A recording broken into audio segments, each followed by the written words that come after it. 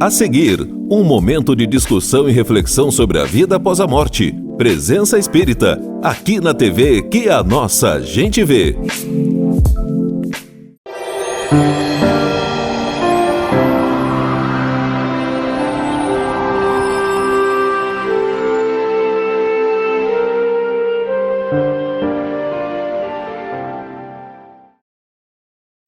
Olá, nós estamos no ar com mais um programa Presença Espírita. Hoje é quinta-feira, 17 de setembro, 22 horas, e é aquele momento da semana em que nós paramos para refletir a respeito da nossa vida.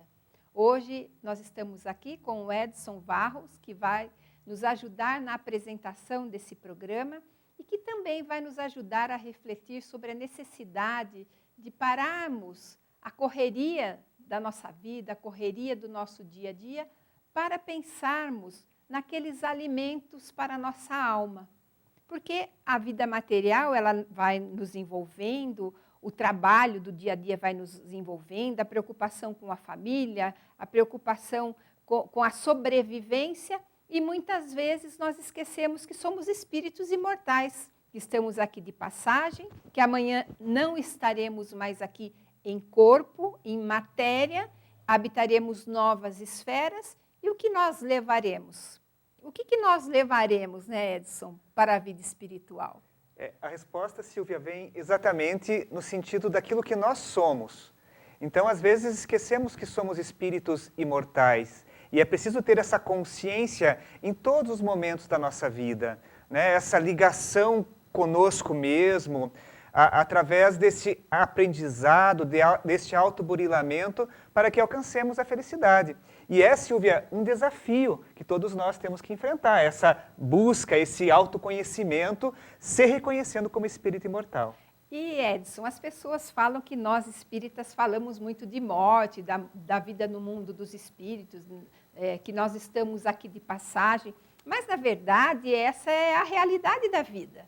Estamos realmente aqui por um tempo muito curto, habitando um corpo de matéria que nem a nós pertence, e, na verdade, nós somos almas imortais, que passamos um tempo aqui para um aprendizado, muitas vezes em determinada área, muitas vezes precisamos nos burilar na área familiar, muitas vezes precisamos crescer na área intelectual, muitas vezes em várias áreas. Edson, chegado o tempo da volta, nós vamos voltar mesmo. Isso é algo muito natural para nós espíritas. Não que a morte não nos deixe com dores, com sofrimento, não é isso, né? Mas vai ter uma hora que nós vamos ter que retornar ao mundo dos espíritos. É um conceito bastante interessante esse, porque a gente fala de morte, quando na verdade a gente fala de vida, porque a vida verdadeira é a vida espiritual. Então, nós focamos muito as nossas atenções na vida material e esquecemos que a vida real, a vida verdadeira, é a vida do espírito. E é este conhecimento que nós precisamos aprender e apreender para que nós tenhamos serenidade, para que nós tenhamos calma, tranquilidade nos enfrentamentos que a vida seguidamente nos apresenta, Silvia. Então, realmente, falar de morte, entre aspas, é, na realidade, falar de vida. É um paradoxo maravilhoso esse, Sim. né?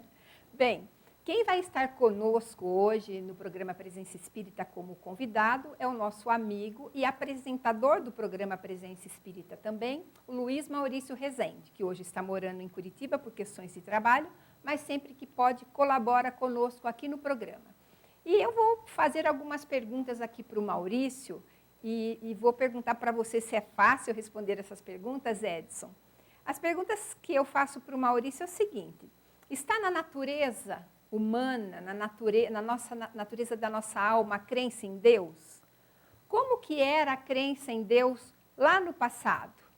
Como que foi a transição entre o politeísmo, a crença em vários deuses, e a crença num único Deus, no monoteísmo? E como que é a nossa relação com Deus? São perguntas fáceis de responder, Edson? Se nós não nos atentarmos à realidade divina, essas perguntas realmente podem ser um pouco difíceis de responder. Mas quando a gente começa a estudar a doutrina espírita, notadamente o Livro dos Espíritos, nós já contemplamos esta preocupação de Kardec com a existência de Deus, com os atributos da divindade, com este contato que nós temos com o Criador. Tanto é que na pergunta número 1, né, Silvia, Kardec vai perguntar aos espíritos o que é Deus.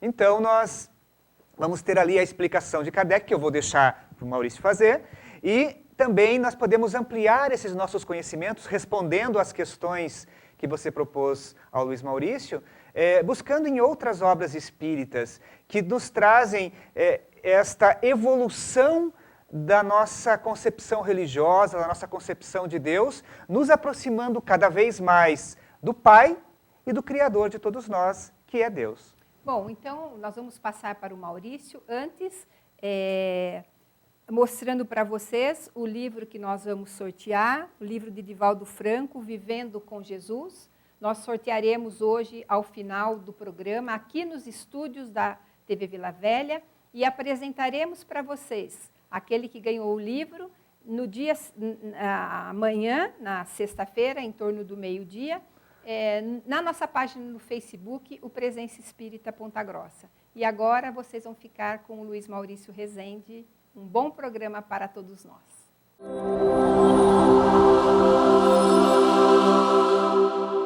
Seja bem-vindo mais uma vez ao programa Presença Espírita, o programa que leva até você a visão espírita a respeito da vida e dos seus valores. É interessante quando Allan Kardec pergunta aos espíritos se a crença em Deus é algo da natureza humana. Se sai da nossa alma esses sentimentos, foi uma construção ao longo do tempo. Ou seja, a pergunta de Kardec é se crer em Deus é algo cultural, construído na sociedade, ou se é algo intrínseco, natural, se está nas leis de Deus, na expressão que ele utiliza. E os espíritos dizem que sim, que é da nossa natureza essa crença na divindade. Haja visto, e é este o argumento que utilizam, que em todos os povos, em todas as eras, sempre houve essa crença em Deus. É natural que a crença em Deus, e até hoje assim o é, ela se faz proporcional ao nosso entendimento. Então, eu creio em Deus num conceito politeísta. Então eu imagino, e essa foi a nossa primeira crença em Deus, humanidade, a de que havia, como não compreendíamos os fenômenos da natureza, a sua origem, e entendíamos eles muito maior do que nós, entendíamos e acreditávamos de que esta força maior, essa força superior, era o próprio Deus, e não a obra da sua criação. Então dizíamos do Deus do trovão, dos mares, do vulcão, das erupções, das águas doces, salgadas, e vamos encontrar esse conceito nas religiões africanas que vieram até o Brasil com os povos africanos que vieram aqui, que chegaram até aqui. Nós vamos encontrar na civilização greco-romana antiga, nós vamos encontrar em incas e astecas ou nos indígenas do território brasileiro pré-invasão portuguesa. Nós vamos perceber isto em todos os povos, em todos os momentos. Esse entendimento politeísta, que depois ele amadurece para um conceito monoteísta, a partir dos judeus, ou é o povo judeu quem finca esse conceito de uma maneira mais consolidada ao longo de séculos, mesmo sob invasão de inúmeros povos, mesmo sendo assediado por inúmeras culturas politeístas, eles se permanecem resolutos nessa ideia monoteísta, mas ainda o entendimento de um Deus mais temerário era um conceito de temer a Deus. Era um Deus que perseguia, era um Deus que punia muitas das vezes. E vamos avançando nesse conceito de Deus na ideia que Jesus nos traz, de um Deus Pai. Pela primeira vez na história da humanidade, alguém nos fala, nos diz, nos propõe de que a nossa relação com Deus é uma relação dos seus filhos para com o Pai. É o filho com o Pai. É o Pai que cuida, que provê, que ampara, que sustenta, e o filho que está sob a sua tutela em processo de aprendizagem. É um conceito profundamente bonito, esse cristão, de que Deus é o nosso Pai. De que essa relação, então, naturalmente, deve ser uma relação de confiança com a divindade, Porque num pai a gente confia, porque sabemos que ele vai nos tutelar, nos amparar, ele vai nos conduzir, porque ainda necessitamos do seu amparo, da sua proteção. Esta relação que Jesus nos propõe em relação a Deus, de que ele seja Pai. E à medida que vamos evoluindo, esse conceito da divindade, ele vai também evoluindo conosco. Já sacrificávamos em nome da divindade a semelhantes nossos, sacrificávamos vidas humanas, depois passamos a sacrificar animais, a sacrificar plantas, vegetais, e hoje, uma proposta mais amadurecida, sacrificamos aquilo que trazemos na intimidade. Tornamos sagrados os nossos sentimentos em relação à divindade. E vamos então depositando nesse altar da nossa intimidade, daquelas paixões que já não são coerentes com o conceito da divindade, e vamos oferecendo a ele, ou tornando sagrado, virtudes maiores. E como é hoje essa nossa relação com a divindade? É disso que iremos tratar nesse nosso programa. Vamos fazer um breve intervalo e já retornamos.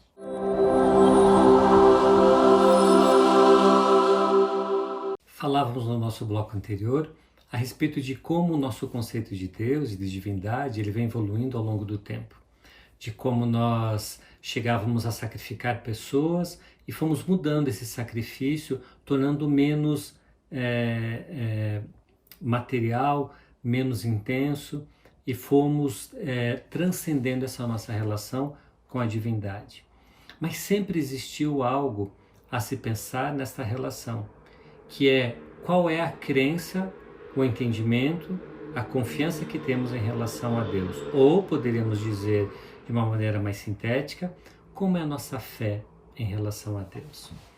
Quando nós sacrificávamos a pessoas ou mesmo animais, a nossa fé em relação a Deus era o entendimento de que precisávamos mostrar para Ele o quanto nós nos reverenciávamos, a divindade ou as divindades, no conceito politeísta, o quanto nós as reverenciávamos, o quanto nós o reverenciávamos. Para isso, nós sacrificávamos coisas muito importantes para nós. Nós chegamos a sacrificar vidas humanas quando imaginávamos essa divindade de uma maneira muito rigorosa, muito má, inclusive, a ponto de nos exigir valores tão importantes.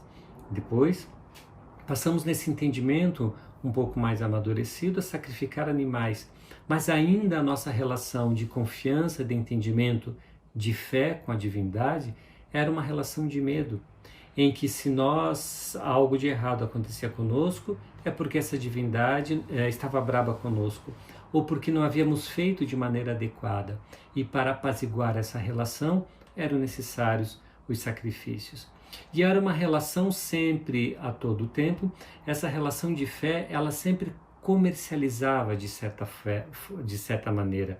Quando nós fazíamos tal coisa e pedíamos em retorno tal outra coisa. Ou para estarmos quites com Deus, ou para Deus estar de bem conosco, nós deveríamos então oferecer a eles determinada coisa, comercializando essa relação, onde nós oferecemos algo para termos algo em troca. Fazemos a nossa parte para que para que a divindade então fizesse a sua parte e nos protegesse, nos amparasse ou não nos castigasse. Então a fé era uma fé pautada no medo, porque desconhecíamos os desígnios dessa divindade, não compreendíamos muito bem como ele se dava, como ele se processava, e para aplacar este medo, para termos a garantia dessa temência a Deus, fazemos desses rituais, desses ritos. E até hoje é muito comum fazermos das promessas em relação à divindade, onde se eu conseguir tal coisa, eu faço determinada coisa. Ou eu prometo que, se determinada situação acontecer, e aí seja um caso de saúde, seja passar num concurso público, seja o emprego, seja a casa, desses nossos desejos da nossa vida, nós vamos então oferecer determinada situação que é muito difícil, que é um sacrifício. E aí então as promessas se fazem dessa maneira. Porque a nossa fé é construída dessa maneira, porque essa fé, essa compreensão da divindade, ela é construída dessa maneira. E é uma fé que ela não se pauta muito pela razão, ela não pode ser racionalizada, porque apenas entendemos que é assim porque é assim. Os desígnios de Deus são assim. E nós não racionalizamos a respeito disso. Nós aceitamos, a partir do momento que são construídos determinados parâmetros teológicos desta ou daquela religião, daquele conceito de Deus, nós apenas aceitamos, mas nós não discutimos ou refletimos em torno da fé. Para nós, a fé é algo que não se discute, tanto que é muito comum dizermos que ciência e religião são coisas à parte e elas não podem conviver, não convivem, porque a ciência usa da razão e a religião ela não é racional, ela não pode ser racionalizada. Mas o mais interessante disso é que Kardec, ao publicar o Evangelho segundo o Espiritismo, na década de 60 do século XIX, ele no frontispício do livro traz a seguinte frase, altamente provocativa: fé inabalável só é aquela que pode encarar a razão face a face em todas as épocas da humanidade. Ele propõe um conceito totalmente diferente de fé, onde a fé ela deve ser raciocinada, deve ser racionalizada, ela deve ser refletida. Olha que interessante, nós sempre nos conduzimos num conceito de fé, onde a fé é algo que eu simplesmente aceito e não penso o porquê, é a vontade de Deus, Deus quis assim, mas eu jamais poderia perguntar, mas por que Deus quis assim? Qual é o objetivo de Deus querer assim? E agora, então, esse conceito de Kardec é um conceito totalmente novo, diferente de onde eu tenho que racionalizar e pensar a minha fé. Mas como que se faz uma fé racionalizada? Como que se constrói esse racionalizar da fé? É o que nós vamos discutir no nosso próximo bloco. Até daqui a pouco e já voltamos com essa ideia de fé raciocinada. Até mais!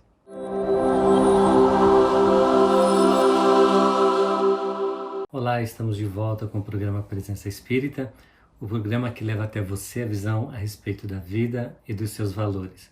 Nós falávamos no bloco anterior sobre um conceito de fé raciocinada. Como se constrói isso?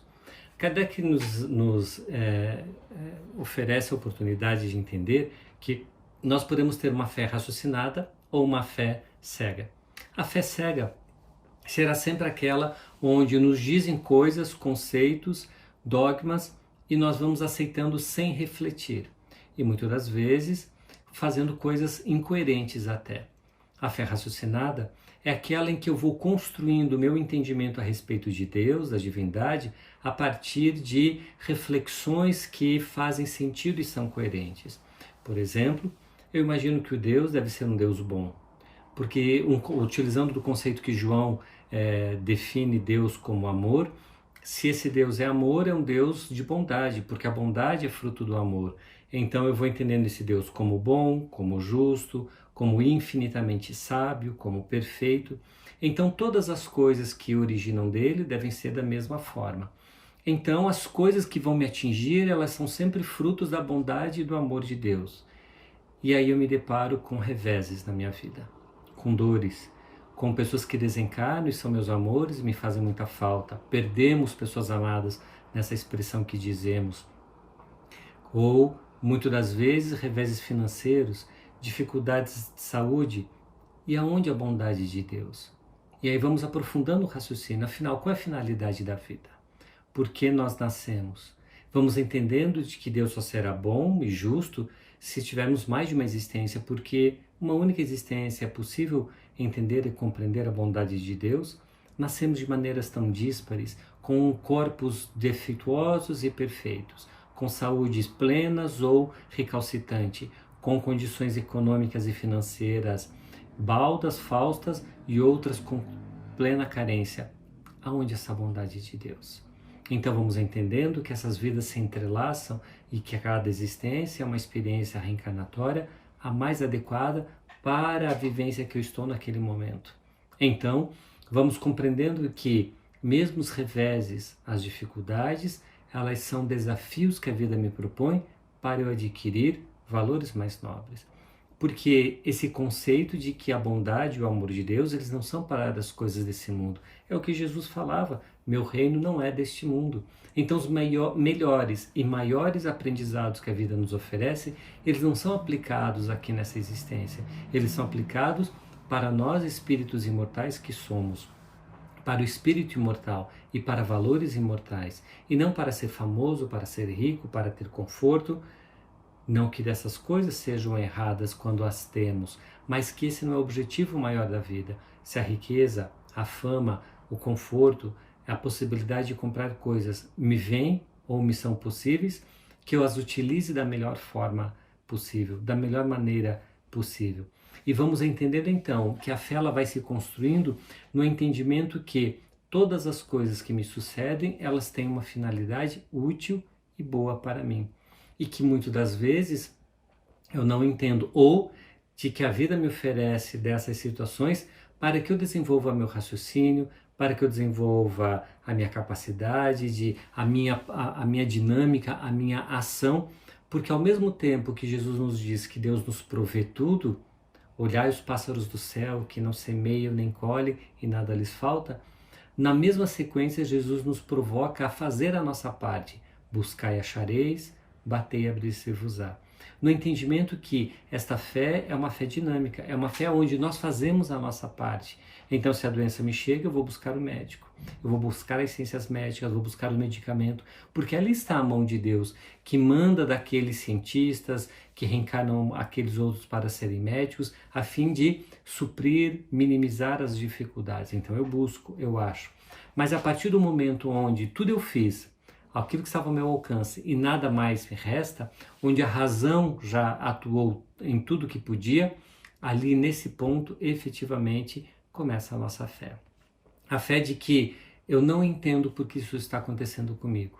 Eu não compreendo direito por que está acontecendo comigo, mas eu compreendo e entendo de que Deus é bom, é sábio, é justo, que eu estou num processo reencarnatório, que essa reencarnação é apenas mais uma página de um grande livro da história da minha vida e que eu desconhecendo momentaneamente, durante a encarnação, esta encarnação, eu desconheço ou não lembro as páginas anteriores, fica difícil entrelaçar uma coisa com a outra, mas eu sei que a égide de Deus a tudo ampara e tudo supre. Então, mesmo nessas dificuldades incompreendidas, eu vou deixar nas mãos de Deus.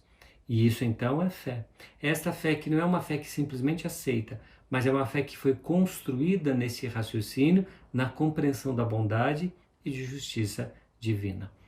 Nós vamos fazer um pequeno intervalo agora e no próximo e último bloco vamos falar um pouco sobre o que é essa fé inabalável e do que ela é capaz.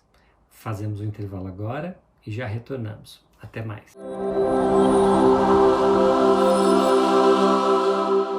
Olá, estamos de volta com o programa Presença Espírita, aquele programa que leva até você a visão espírita a respeito da vida e dos seus valores.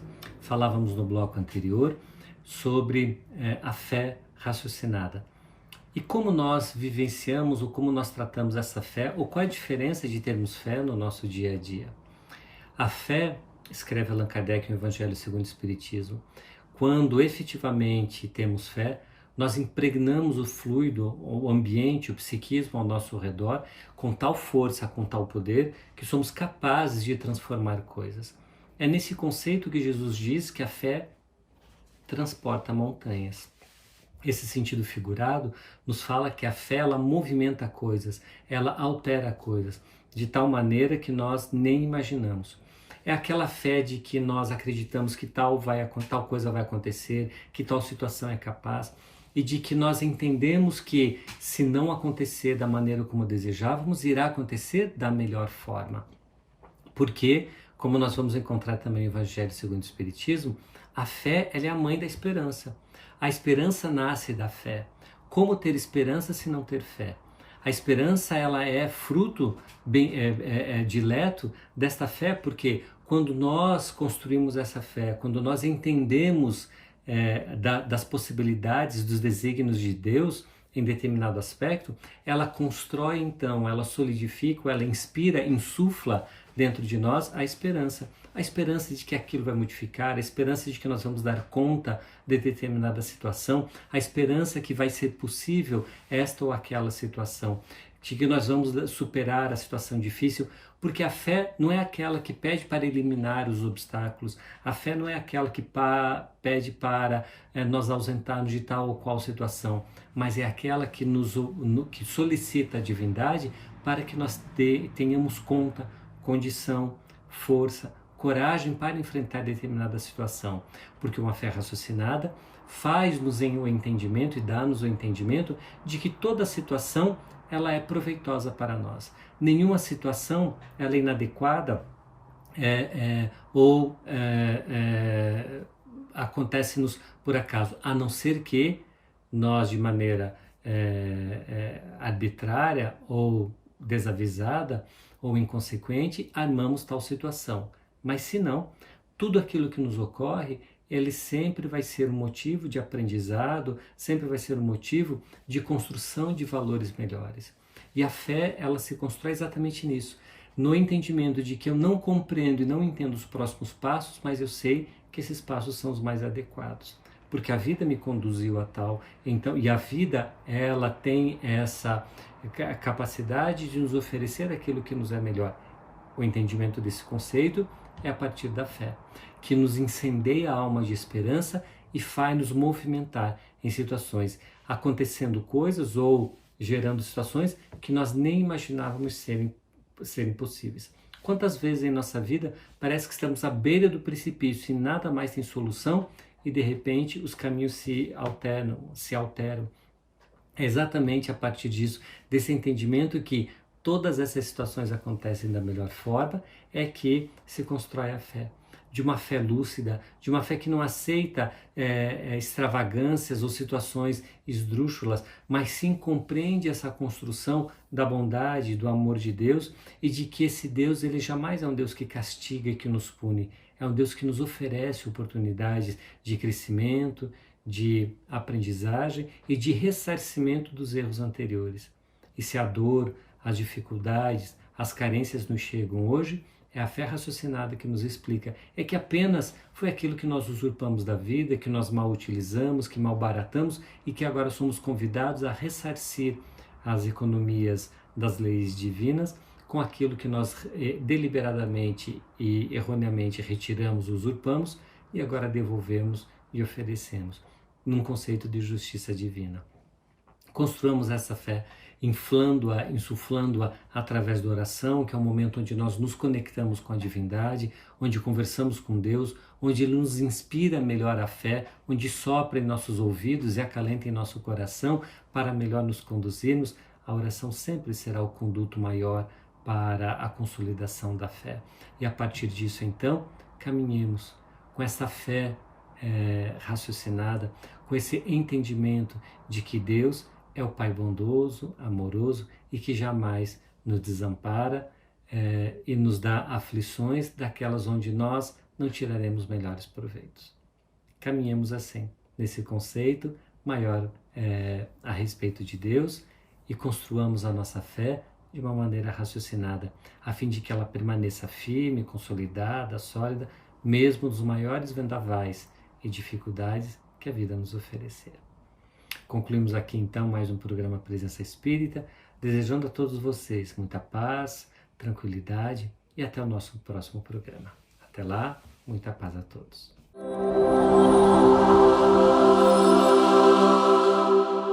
Olá, amigos. Retornamos com o último bloco do programa Presença Espírita, com a fala do nosso amigo Luiz Maurício Rezende, que nos trouxe esclarecimentos preciosos para que nós possamos compreender a existência de Deus e a evolução do pensamento da criatura humana a respeito de Deus. Nós agradecemos a todos pela acolhida, pela atenção que dispensaram ao nosso programa e queremos lembrar que aqueles que quiserem podem nos assistir na página do Facebook ou no YouTube, no canal da TV Vila Velha. Desejamos a todos uma ótima noite. Muito obrigado.